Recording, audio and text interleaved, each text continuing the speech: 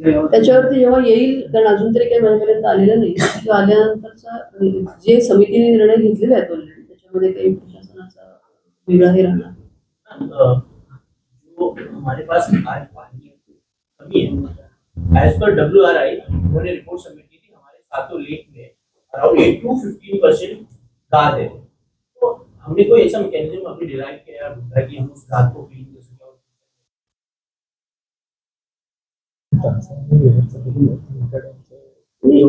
Basically this issue has been under consideration not only these dams, सगळ्या पूर्ण महाराष्ट्रामधल्याच डॅम्समध्ये, परंतु ते प्रत्येक वेळेला ते व्यवहार्य असतं असं नाही, कारण मोठ्या डॅम मधला पूर्ण डिसिल्टिंग करणं हे शक्य नसतं. जे आपले छोटे विहार असेल किंवा तानसा असेल ह्याच्याबद्दलची चर्चा झाली, पण आता आपण पाण्याचा असलेल्या पाण्याचा योग्य वापर जास्तीत जास्त आणि त्याचं डिस्ट्रीब्युशन योग्य पद्धतीने करूनच आपण बरंचसं सेव्हिंग करू शकतो. त्याच्यावरती जरी कॉन्सन्ट्रेट केलं, कारण हे अगदी म्हणजे अल्टिमेट मेजर्स किंवा एक्स्ट्रीम मेजर्स म्हणून घ्यायचे ते विषय, ते आज तरी तशी सिच्युएशन नाही की ते डिसिल्टिंगवर आपण लक्ष द्यावं. दूसरा सवाल मैम, 71 बिल्डिंग्स जो डिलैपिडेटेड हैं, क्या हम जैसे हर जगह AI और IoT का इस्तेमाल कर रहे हैं, खाना सफाई में हम यूज कर रहे हैं और वाटर पंपिंग में यूज कर रहे हैं, are you using any system कि मॉनसून के टाइम पे जो ऐसी डिलैपिडेटेड बिल्डिंग है उनको मतलब डिजास्टर होने से पहले कुछ नहीं, ऐसा तो कोई उसमें नहीं हो सकता, क्योंकि सबको पता है अगर वो C1 बिल्डिंग है तो it is prone for demolition, and that is why it is binding that we get it vacated and we demolish the building, and that's the reason we keep warning the people, we keep advising them, we keep sensitizing them that they should vacate the building.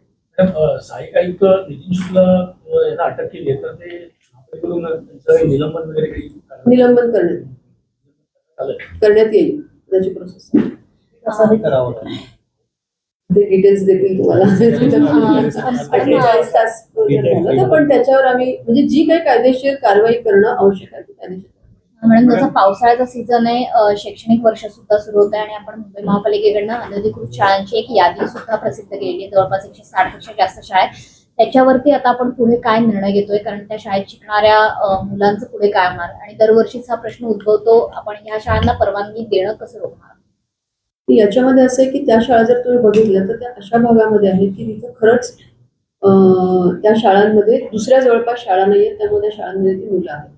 त्यापैकी काही शाळा, मला आता exact number आठवत नाही, की ज्या शाळांना सर्व अर्थाने त्या शाळांना परवानगी दिली जाऊ शकते अशा शाळा रेग्युलराईज करण्यासाठी ऑलरेडी शिक्षण विभागाकडे पाठवण्यात आलेलं आहे, आणि याबाबत आमचा शिक्षण विभाग त्यांच्याकडे पुन्हा सातत्याने पाठपुरावा करत आहे.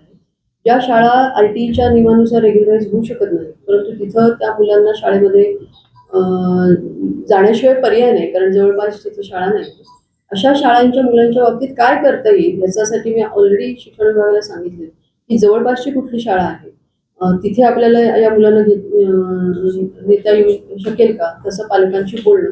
तर याबाबत एक, कारण थोडासा ह्युमॅनिटेरियन अप्रोच आपल्याला ठेवावा लागेल मुलांना, आणि त्याचबरोबर कायदेशीर बाबी सुद्धा बघायला लागतील. इथे ज्या रेग्युलरायझेबल शाळा आहेत त्या रेग्युलराईज करून घेणं, ज्या रेग्युलरायझेबल नाही आहे तिथे मुलांसाठी पर्यायी व्यवस्था करून मग त्या शाळा बंद करण्यासाठी काय कारवाई करण्यात येईल हे महापालिकेचा शिक्षण विभाग आणि शालेय शिक्षण विभाग यांच्या समन्वयातून आपल्याला काय करता येईल.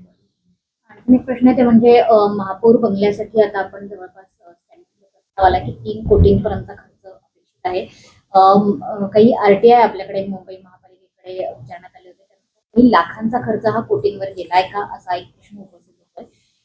गेल्या काही वर्ष महापौर बंगला अर्थातच बंद होता, डागडुजीसाठी हा खर्च वाढतो. त्याच्यामध्ये वस्तुस्थिती तपासून